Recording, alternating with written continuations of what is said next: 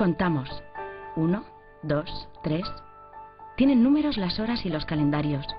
Todas las medidas de las cosas. Las recetas de cocina, las postales, las direcciones. Nos sirven para medir, para establecer relaciones, para calcular cuánto tiempo nos hace falta para llegar al trabajo. Los números son los átomos de las matemáticas, el principio de todas las cosas, la regla capaz de limitar la realidad y darle orden, de hacerla comprensible. Nacemos con una capacidad innata para el procesamiento numérico.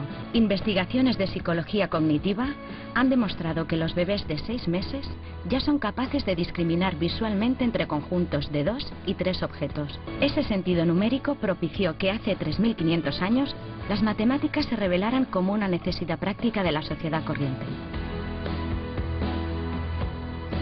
Las matemáticas nacen de necesidades prácticas como la medida de campos, la administración de rebaños, la observación de los astros.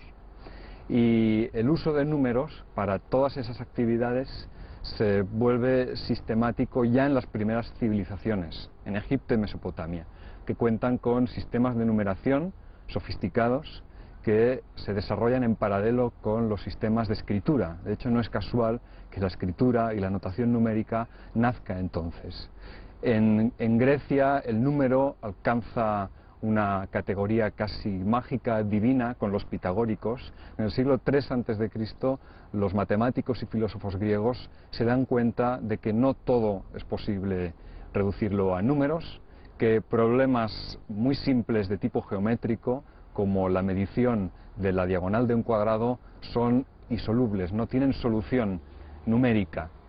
Los griegos expresan esa imposibilidad con el término irracional.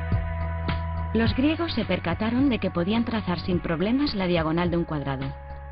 En cambio, si querían cuantificarla tomando una unidad como medida y cogían una vara, fuera del tamaño que fuera, y la intentaban colocar un número entero de veces sobre ella, veían incrédulos que simplemente era imposible. Para los griegos aquel era un problema abstracto, teórico, y provocó que las matemáticas se extendieran en dos. Por un lado se situó todo aquello que se podía contar, que crecía de uno en uno, como los números. 1, 2, 3, 4. Y al otro lado, aquello que aumentaba de forma continua, como el área de un cuadrado o el volumen de una esfera. Esta división persistió durante siglos e incluso se tradujo a nivel social. Las matemáticas del número se relacionaron con los oficios y las cosas prácticas, mientras que las matemáticas de la geometría, mucho más abstractas, se vincularon a la filosofía e intentaron buscar razones para explicar cómo es el mundo.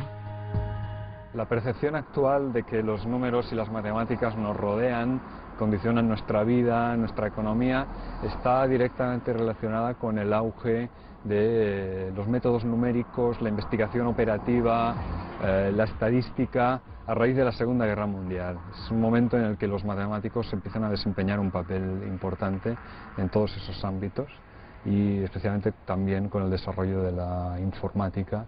La matemática, los números, los dígitos acabarán permeando toda nuestra actividad. Las matemáticas son el motor que hace que nuestro mundo funcione. Son la base de las resonancias magnéticas nucleares que se utilizan en medicina para estudiar los tumores. También la base de los ordenadores. La bolsa y las altas finanzas se basan en complejas operaciones matemáticas. También las redes de telefonía y el GPS que utilizamos para orientarnos en una nueva ciudad. Y es que, en definitiva, las matemáticas son la solución que tiene el ser humano para resolver las necesidades y problemas a los que se va enfrentando cada día. Nos entristece y nos conmueve.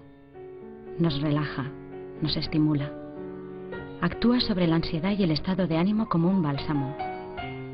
Tiene la capacidad de provocarnos euforia e incluso de aliviarnos del dolor, de producirnos placer.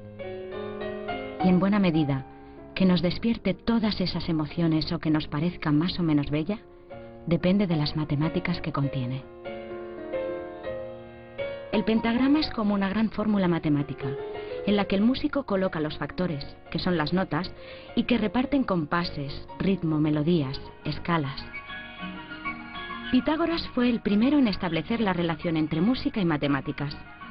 Se dio cuenta de que las melodías se podían medir por medio de razones de enteros, de que existía una relación entre tonos que sonaban armónicos y que los instrumentos de cuerda sonaban bien gracias a la distancia que separaba una cuerda tensa de otra.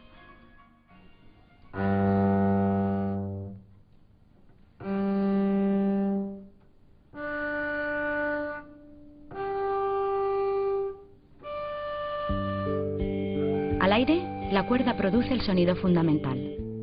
Pero si la dividimos en proporciones, nos da la serie de los armónicos. La presencia simultánea de esas frecuencias en un mismo sonido le confiere el color, y lo que percibimos como timbre depende de la cantidad de armónicos que tenga un sonido y de la intensidad de cada uno de ellos. Esas proporciones son las que definen la mayoría de las escalas y afinaciones que existen en las distintas músicas del mundo. Y aunque entre las diferentes culturas existe una gran diversidad de tipos de escalas, lo cierto es que también hay una serie de similitudes, lo que permite pensar que en músicas muy alejadas geográfica e históricamente subyacen unos principios universales basados en conceptos matemáticos.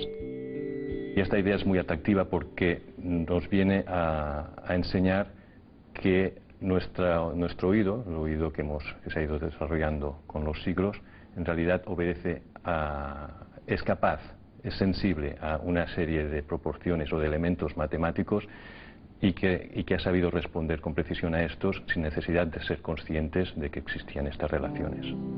Las proporciones establecidas por Pitágoras que rigen en la música son las mismas que utilizó el arquitecto catalán Antoni Gaudí para proyectar las grandes medidas de la Sagrada Familia, incluso diseñar los pequeños detalles, desde la nave central y la altura de cada uno de los pisos hasta las custodias.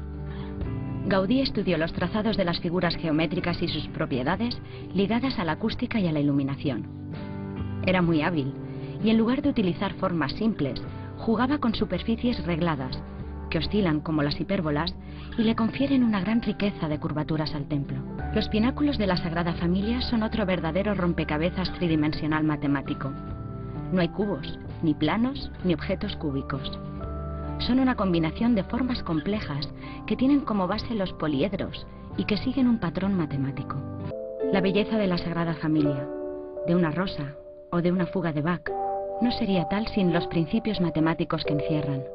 Inconscientemente, reaccionamos a esas relaciones matemáticas aún sin entenderlas. Son un lenguaje universal del que el ser humano se ha servido, se sirve y se servirá para crear.